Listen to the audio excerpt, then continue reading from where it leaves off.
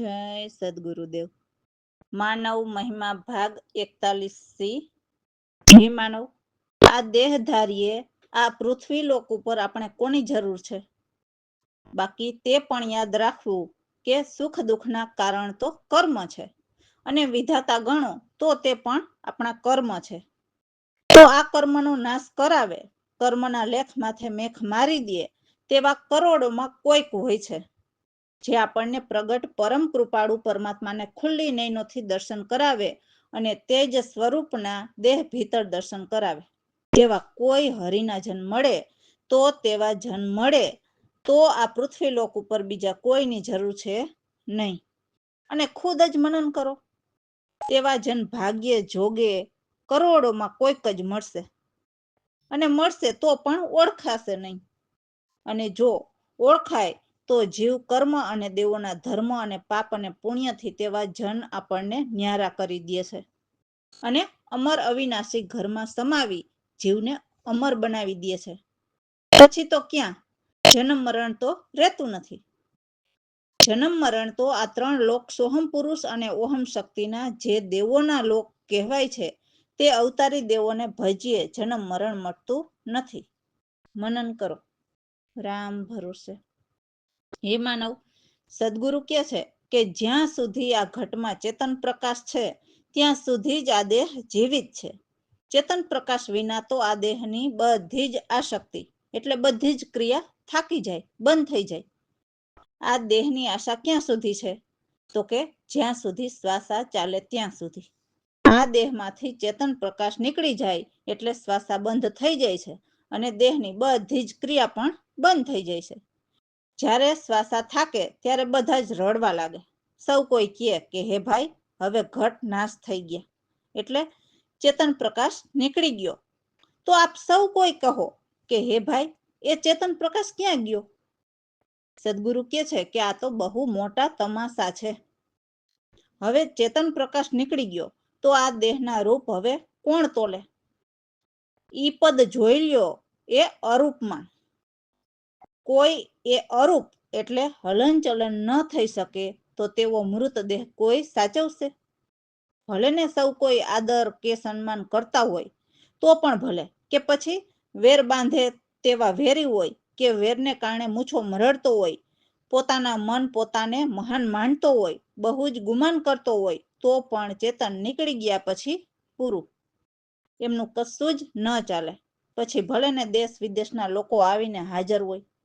સદગુરુ કહે છે કે સુલતાન કહેવાતો હોય તો પણ ચેતન શક્તિ ગઈ તો હવે એ દેહની કિંમત કોઈ ન રહે, અને બીજા કોઈ દેહને રાખવાનું માને પણ નહીં। જય સદગુરુદેવ। જ્યાં સુધી ઘટમાં ચેતના પ્રકાશ, દેહની આસક્તિ બાઈ, ક્રિયા સર્વ થાકી જાય।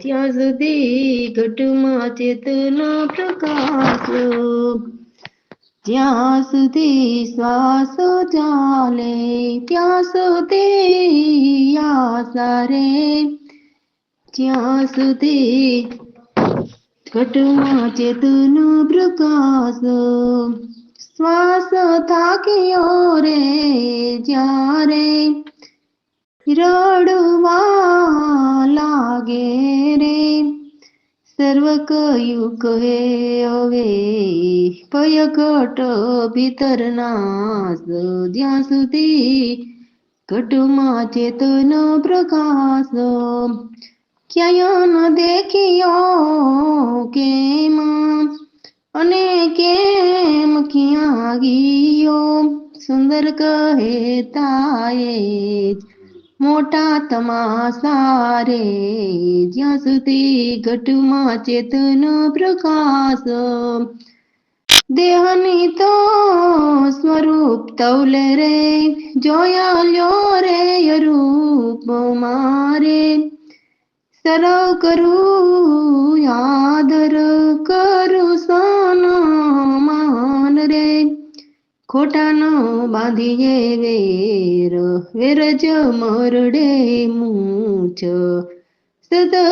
સદગુરુના ચરણે રહી નહીં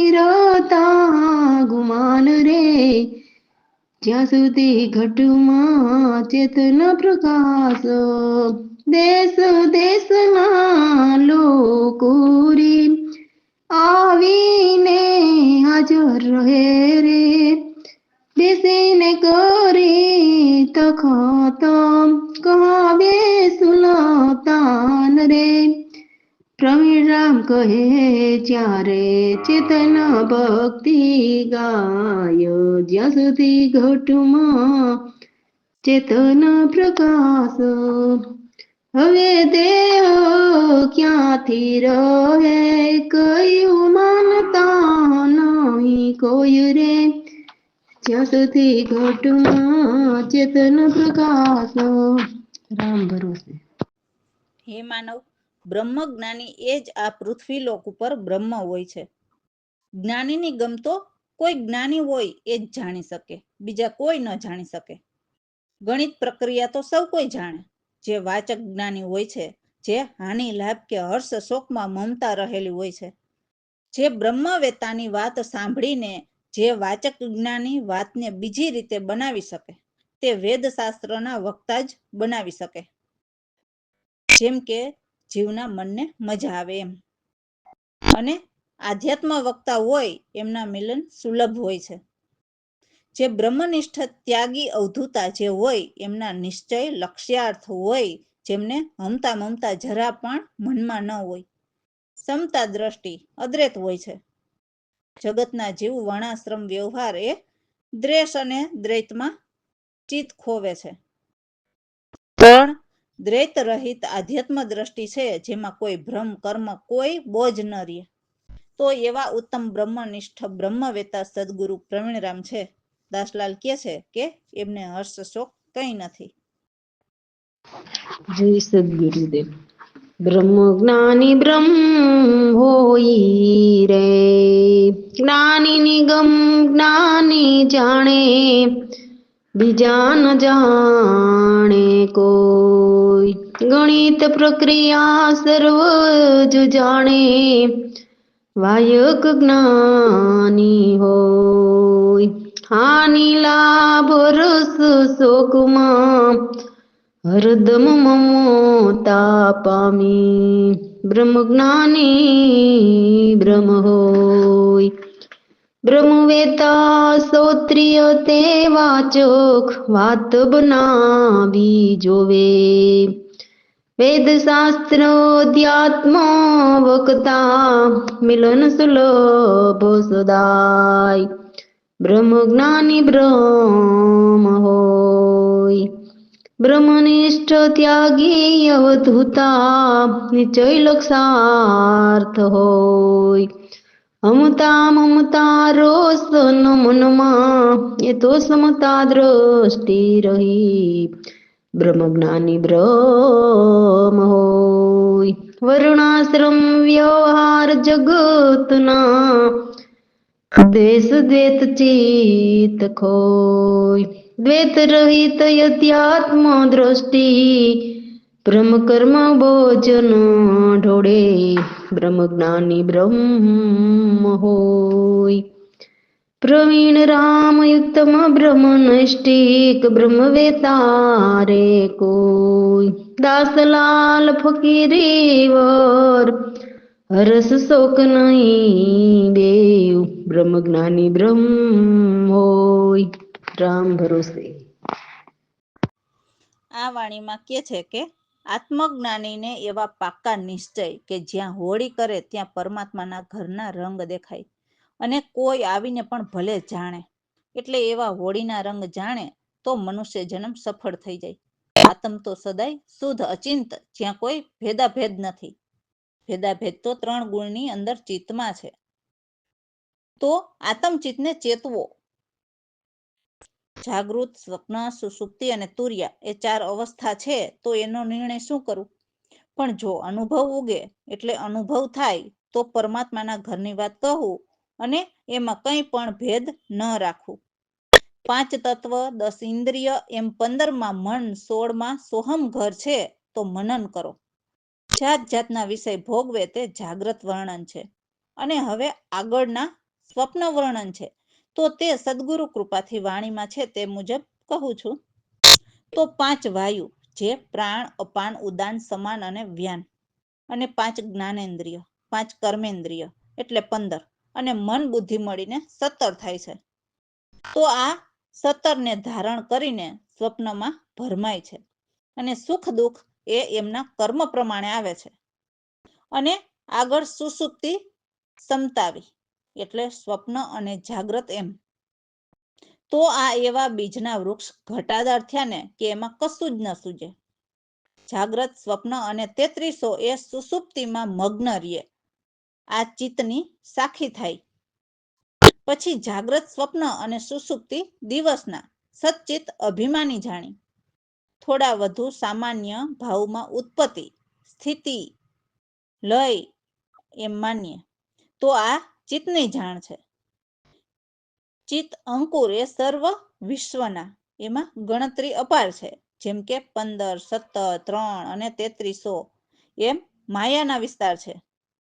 એ આત્મમાં જરા પણ ન પામે. જેવા મિથ્યા ચિત્ત આત્મમાં, એવા જેમ હરણને પાણીની તૃષ્ણા. સત આત્મ અને મિથ્યા ચિત્ત તે કલ્પિત. તો આ વિવેકી નિર્વાણી શાસ્ત્ર સંતો ગાય છે. ભાવ અભાવ ઉલ્લંઘિત આત્મ અજ અવિનાશી સ્થાયા એવા સદગુરુ પ્રવીણરામ કેવળ નિજ તે નિત્ય ચેતન નિર્માયા અક્રિય કુટસ્થ એટલે સૌથી ઊંચા અચલ છે. જય સતગુરુદેવ.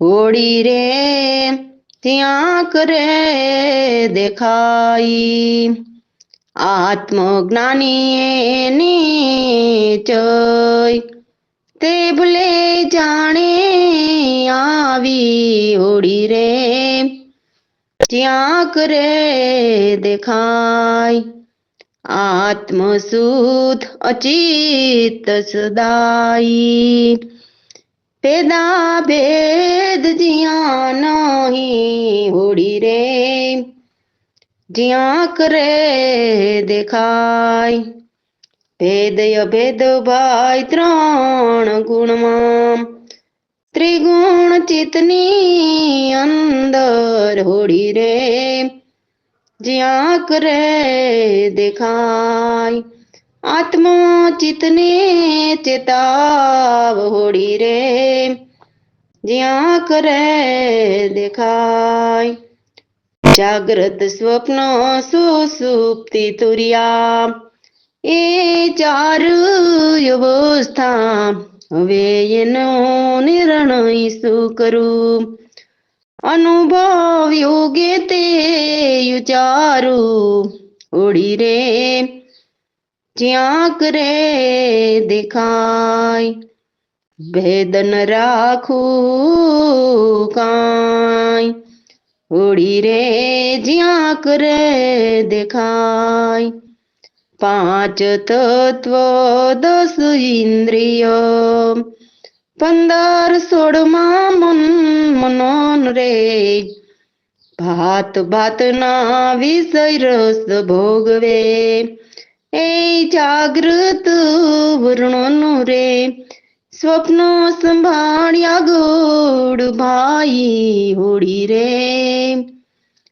જ્યાં કરે દેખાય, 5 વાયુ 10 ઇન્દ્રિય, 15 મન બુદ્ધિ મળી 17 રે, સ્વપ્ન શરીર ધારણ કરી ભરમે, દુઃખ સુખ માની ત્યજ કરમે, આગળ સુષુપ્તિ સમતાવી હોળી રે જ્યાં કરે દેખાય, નાખિયા વૃક્ષ બીજમાં લીધા, દેખાય નહીં કસુરે, જાગ્રત સ્વપ્ન અને તત્વ 33, લીન સુષુપ્તિ મારે પરચિત સાખી થાય, હોળી રે જ્યાં કરે દેખાય,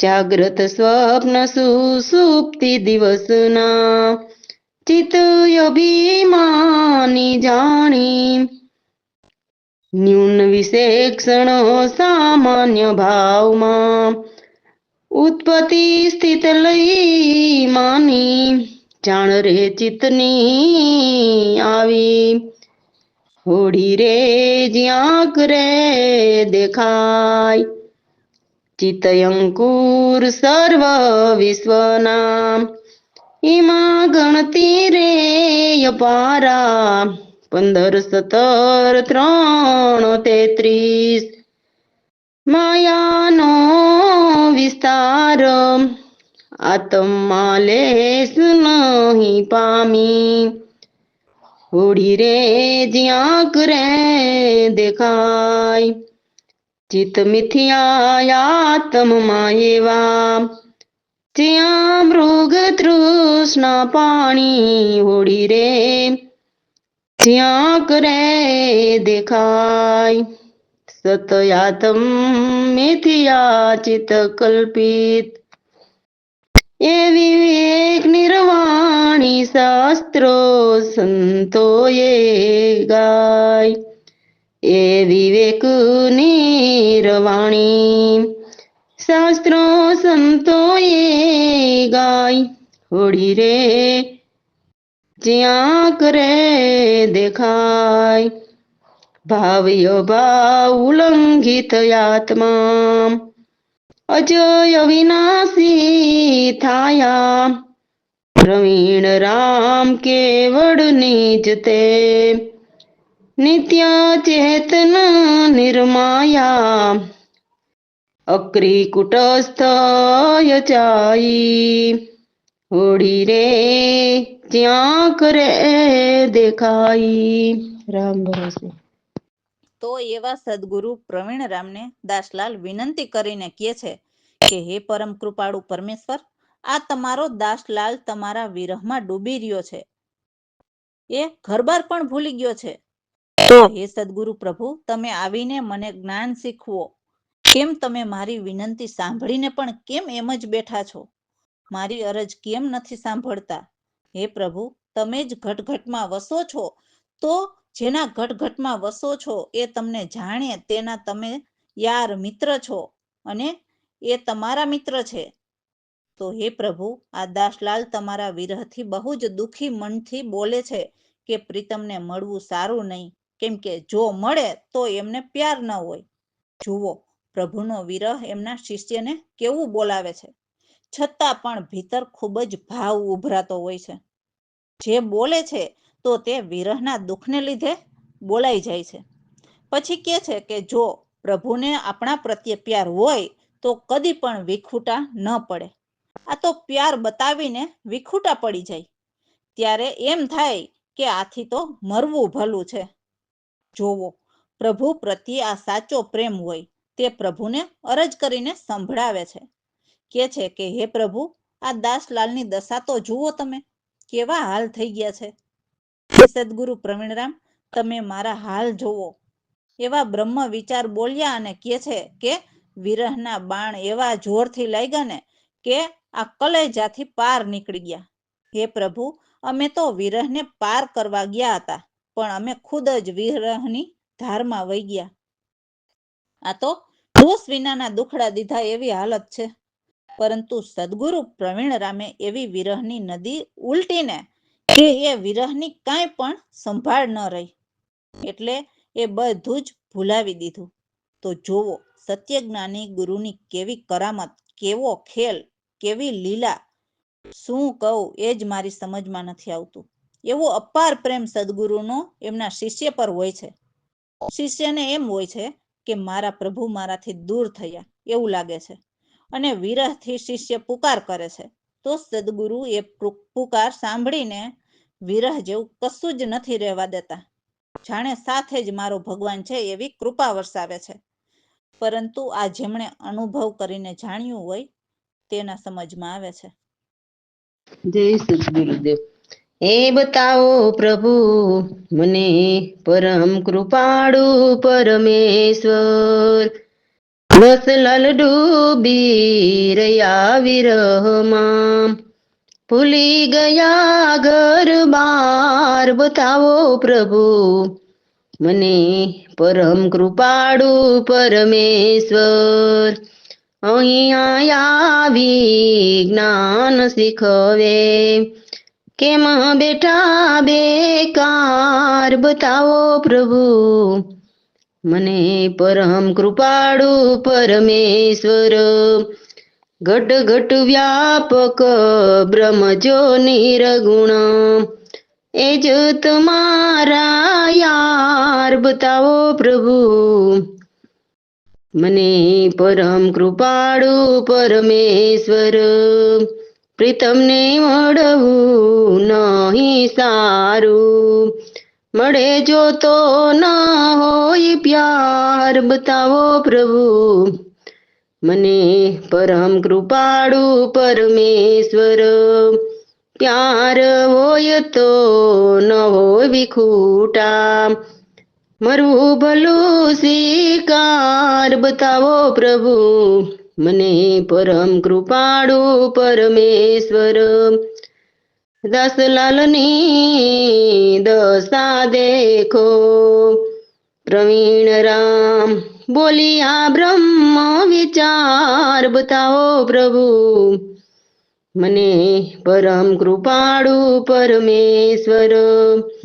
વીરના બાણ બહુ જોરથી લાગ્યા, નીકળ્યા કલેજાની પાર બતાવો પ્રભુ, મને પરમ કૃપાળુ પરમેશ્વર.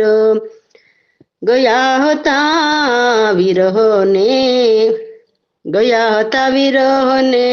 પાર કરવાને, ખુદ વહી ગયા વીરતાર બતાવો પ્રભુ, મને પરમ કૃપાળુ પરમેશ્વર.